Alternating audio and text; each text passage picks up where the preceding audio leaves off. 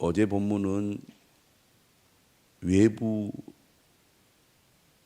벽과 또 지붕을 건축하는 내용이었다면 오늘은 내부 장식을 말씀하고 있는 본문입니다. 이 건물을 보시면 바깥은 벽돌 구조로 되어 있습니다. 외부 공사가 중요하죠. 뼈대를 잘 기초를 잘 세우고 뼈대를 잘 세워서 외부에 비나 또 바람이나 이러한 외부로부터 안전하게 건물 내부를 보호하는 외부 공사가 매우 중요한데요. 그러나 건물의 진정한 아름다움이나 또 건물의 어떤 특징은 결국 내부에 있다고 보겠습니다. 그래서 이 건물도 바깥은 벽돌 구조로 지었지만 철골 구조의 벽돌로 지었지만 내부는 상당한 시간을 들여서 인테리어를 했습니다. 이 인테리어 공사도 비용도 많이 들었고 그리고 시간도 많이 걸렸습니다. 오늘 본문을 보면 솔로몬 성전은 외부는 돌로 지었고요. 내부는 오늘 본문을 보니까 다 백향목, 레바논의 고급 목재인 백향목으로 다 입혔습니다. 그리고 그 레바논의 백향목으로 내부 인테리어를 하고 마감은 어떻게 했느냐? 다 금으로 입혔습니다. 역대기를 보면 6,000달란트, 그러니까 15톤의 금을 입혔으니까요. 엄청난 금이 소요가 된 건물이 성전입니다. 하나님의 뜻이 잘 반영되었는데요. 이 성전 건축은 기본적으로 그 형태는 성막에서 왔습니다. 그 규모가 커졌지만 형식은 거의 거기에서 왔는데요. 오늘 본문 38절에 보면 어떤 말씀이냐면 그 설계와 식양대로, 식양이라는 것은 어떤 그 양식을 가리키겠죠. 성전 건축이 다 끝났으니 솔로몬이 7년 동안 성전을 건축하였더라. 그러니까 외부 공사와 내부 공사를 다 마무리하기까지 7년 걸렸다는 얘기죠. 그런데 이 전체적인 이 성전의 설계와 그리고 여러 가지 인테리어 이런 모든 양식은 누가 했느냐? 역대상 28장 19절에 보면 역대상 28장 19절에서 보면 솔로몬이 한 거죠. 그런데 이것은 하나님에게서 나왔다. 그러니까 하나님이 말씀하신 대로 성전을 건축했다. 이렇게 되어 있습니다. 그러니까 솔로몬은 철저히 하나님의 명령에 순종하여 성전을 건축했음을 알 수가 있습니다. 솔로몬이 성전 건축의 총 책임자라는 것을 알 수가 있는데요. 성전 외부를 돌로 지었다면 내부는 백향목으로 지은 것이죠. 14절을 보면 솔로몬이 성전 건축하기를 마치고 외부 공사를 마쳤다는 겁니다. 15절에 보면 백향목 널판으로 성전의 암벽, 내부 인테리어를 얘기하는 겁니다. 성전 마루에서 천장까지의 벽에 입히고, 그러니까 내부를 완전히 백향목으로 입힌 거죠. 그리고 잣나무 널판으로 성전 마루를 놓았습니다.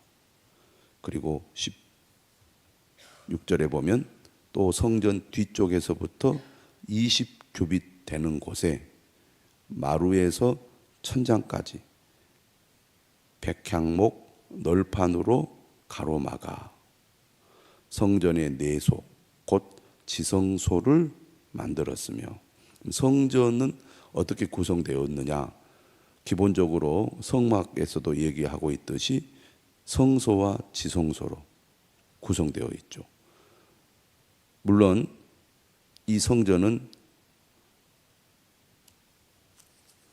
어제 보면은 주랑이라는 현관이 있고, 그리고 성소, 그리고 내소, 아니 지성소 이렇게 되어 있습니다. 그래서 지성소를 더 깊숙한 곳이라고 해서 내소라고 부르고 있고, 오늘 본문을 보면 17절에 성소는 외소 이렇게 또 부르고 있습니다. 18절 성전 안에 입힌 백향목에는, 백향목으로 이제 내부 인테리어를 하고 있잖아요. 그런데 거기에 그 조각을 했습니다. 박과 핀 꽃을 아로 새겼고, 모두 백향목이라 돌이 보이지 아니하며, 그러니까 외부는 돌로 되어 있지만 내부는 백향목으로 입혔기 때문에 돌이 보이지 않게 되죠. 그리고 이 백향목에 이제 조각을 새겨서 이 벽을 아름답게 꾸미는 겁니다. 내소 곧 지성소에는 무엇이 있습니까? 여호와의 언약궤가 있죠. 이곳은 대제사장이 1년에 한 번만 들어가는 곳입니다. 대속죄일에 하나님께 백성들을 위하여 속죄 제사를 드리기 위해 대제사장이 들어가는 것이죠. 그래서 여호와의 언약궤를 두기 위하여 성전 안에 내소를 마련하였는데, 그 내소 안은 길이가 20규빗이요 너비가 20규빗이요, 그러니까 45cm를 기준으로 하면 약 9m 정도 되겠습니다. 길이가 9m, 넓이가 9m, 높이도 9m입니다. 그래서 매일 성경 설명해 보시면 성전 내부는 하나님이 어떤 분인지를 나타낸다는 거죠. 성전의 구조와 장식이. 그래서 정방형, 다시 말하면 길이와 넓이와 높이가 정방형, 똑같은 크기로 되어 있다는 것은 무엇을 상징하는 거냐면 하나님의 완전하심을 상징합니다. 하나님은 완전하신 분이다. 그런데 이처럼 내소 안을 뭘로 입혔습니까? 정금, 금으로 입혔습니다. 그러니 얼마나 화려합니까? 그래서 매일 성경에도 성소 내부를 가득 입힌 금은 하나님의 고결하심과 순전하심을, 금은 변하지 않는 것이잖아요. 그리고 매우 귀한 광물이죠. 그래서 금으로 입혀서 하나님이 어떤 분이심을 나타내고 있습니다. 우리 예배당 보시면 물론 뭐 그렇게 세밀하게 금축을 한 건 아니지만 이 세 줄로 되어 있잖아요. 세 줄로 이렇게 삼일체 하나님을 상징하는 의미로 이렇게 했고요. 약간 기도하는 이런 분위기, 기도하는 손처럼 이렇게 되어 있습니다. 나름대로 이제 인테리어를 할 때는 어떤 상징적인 의미를 담아서 인테리어를 하게 되는데, 오늘 우리가 보는 성전의 내부 인테리어도 그런 의미를 담고 있습니다. 21절이죠. 솔로몬이 정금으로 외소 안에 입히고, 그러니까 내소인 지성소도 내부를 백향목에 금을 입혔을 뿐만 아니라 외소에는 뭐가 있습니까? 번제단이 있고, 분향단이 있고, 떡상이 있고, 그리고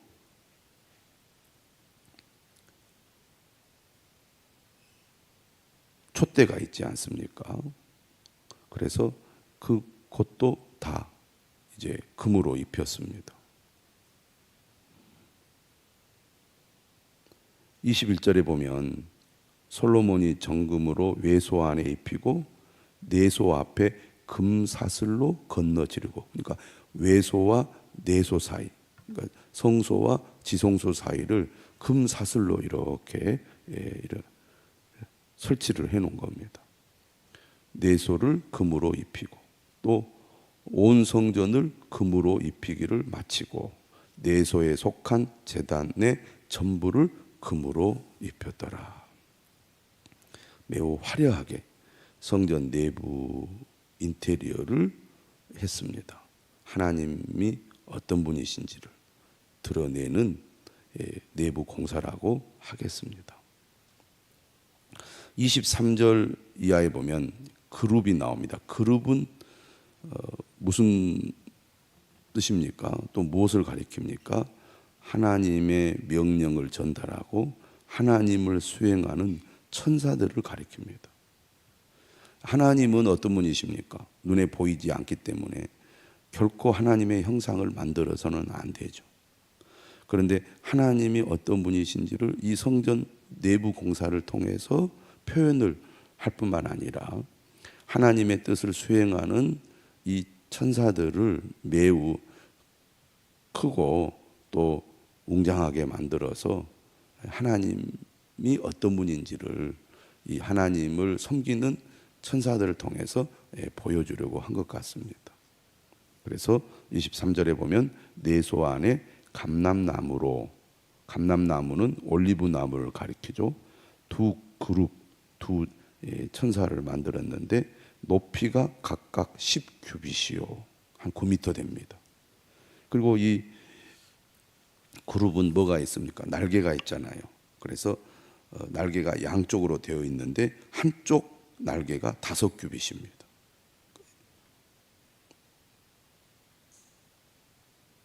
제가 잘못 말했죠. 10규빗이면 약 한 4m, 4 정도, 4.5m 이렇게 되겠죠. 그리고 날개는 5규빗이니까 한 2m 정도 되겠잖아요. 그래서 5규빗이요, 저쪽 날개도 5규빗이니 이쪽 날개 끝으로부터 저쪽 날개 끝까지 10규빗이요, 9m가 된다는 겁니다. 오른쪽에서 왼쪽 끝까지 높이도 그 정도 되고, 그리고 이 그룹을 2개를 만들었는데 다른 그룹도 10규빗이니 그 두 그룹은 같은 크기와 같은 모양이요, 이 그룹의 높이가 또 10규빗입니다. 저 그룹도 같았더라. 그래서 이 두 그룹을 솔로몬이 내소 가운데 그룹을 두었는데, 그러니까 그룹들 사이에 뭐가 있어요? 언약궤가 있는 거죠. 그래서 큰 규모의 두 그룹이 언약궤 사이에 언약궤를 두고 양쪽에 있음으로써 하나님이 임재하는 장소에 하나님을 수종 들고 있는 그런 모양이라고 하겠습니다. 근데 27절에 보니까 이 날개들이, 그룹의 날개들이 이쪽 벽 저쪽 벽에 닿았다는 거죠. 그러니까 이 내소를 이 그룹의 날개가 완전히 다 장악하고 있는 것처럼 보입니다. 가득 차 있는 거죠. 그래서 두 날개는 성전의 중앙에서 서로 닿았더라. 벽으로 닿고 또 서로 닿았어요. 그 사이에 이제 언약궤가 있는 겁니다. 근데 이 그룹들도 금으로 다 입혔어요. 감람나무로 만들어 가지고 금으로 다 입힌 형태라고 하겠습니다. 그 다음에 29절에 보면 내외소 사방 벽에는 모두 그룹들과 종려와 핀꽃 형상을 아로새겼고, 매일 성경 설명을 보시면 이렇게 되어 있습니다. 하나님이 임재하시는 성소를 지키는 두 그룹은 하나님의 어미하심을, 내소 앞에 들이운 금사슬은 함부로 접근할 수 없는 하나님의 거룩하심을, 종려나무와 활짝 핀 꽃 모양의 장식은 하나님의 생명력과 아름다움을 드러냈습니다. 하나님은 보이지 않아도 성전을 보면 하나님이 어떤 분이신지 알 수 있었습니다. 그러니까 성전을 건축할 때 이런 상징적인 의미를 담아서 성전을 통하여 하나님이 어떤 분이신지를 표현했다는 겁니다. 31절에 보면 내소에 들어가는 곳에는 감람나무로 문을 만들었는데 그 문인방과 문설주는, 문인방은 이제 문에 보면 문 그 위쪽하고 아래쪽을 가리키는 거고, 문설주는 오른쪽 왼쪽을 가리키는 거죠. 그래서 문의 크기가 벽의 5분의 1이다. 그리고 문은 또 문짝은 뭘로 만들었느냐? 감람나무로 만들었는데 똑같이 두 문짝에 또 뭘 아로새겼어요? 그룹과 종려와 핀 꽃을 아로새겼고, 그것 역시 또 금으로 입혔습니다. 그리고 아로새긴 그 조각에도 금으로 입혔죠. 내소에 들어가는 문도 마찬가지고 외소의 문도 마찬가지입니다. 이처럼 내부 인테리어에 정성을 다하여 조각을 하고 또 금을 입혀서 성전 내부가 하나님이 백성들의 죄를 위하여 제사 드리는 그런 장소로서 하나님이 어떤 분이신지를 드러내고 있습니다. 이렇게 정성을 다하여 성전을 짓고 그 건물을 내부와 외부를 완성했더니 오늘 본문 38절 7년 동안 성전을 건축한 것입니다. 이처럼 성전 내부 건축을 통하여 솔로몬은 자신을 포함한 하나님의 백성들이 하나님을 얼마나 사랑하고 또 하나님을 어떻게 섬기고 또 예배하려고 하는지를 잘 보여주었습니다. 뿐만 아니라 이 성전에 하나님이 임재하셔서 백성들에게 말씀하시고 백성들의 죄를 용서하시고 백성들과 함께 하시기를 간절히 바라는 마음을 드러낸 것입니다. 그리고 이러한 화려한 성전, 자신의 뜻대로 하지 않고 하나님의 말씀을 따라서 순종하여 이 성전을 건축했다는 것입니다. 물론 건물을 화려하게 짓는 것이 무조건 좋은 믿음이라고 말할 수는 없습니다. 하지만 하나님이 함께 하시고 하나님이 임재하시고 하나님이 도우시는 그런 공간을 마음을 다하고 정성을 다하여 짓는 것은 믿음의 표현이라고 할 수 있고 또 성전 건축을 통하여 그들이 하나님 앞에 얼마나 더 진실한 사람인가를 드러내는 그런 중요한 어떤 행동이라고 말할 수가 있겠습니다. 오늘 우리도 이 솔로몬 성전 건축을 보면서 하나님이 어떤 분이신지 또 우리가 어떤 마음으로 하나님 앞에 나아가야 하는 것인지 하나님을 예배하고 또 하나님을 섬기며 또 하나님의 은혜를 구하고 받는 것이 얼마나 중요한지를 또 생각하는 이 아침이 될 수 있기를 바랍니다.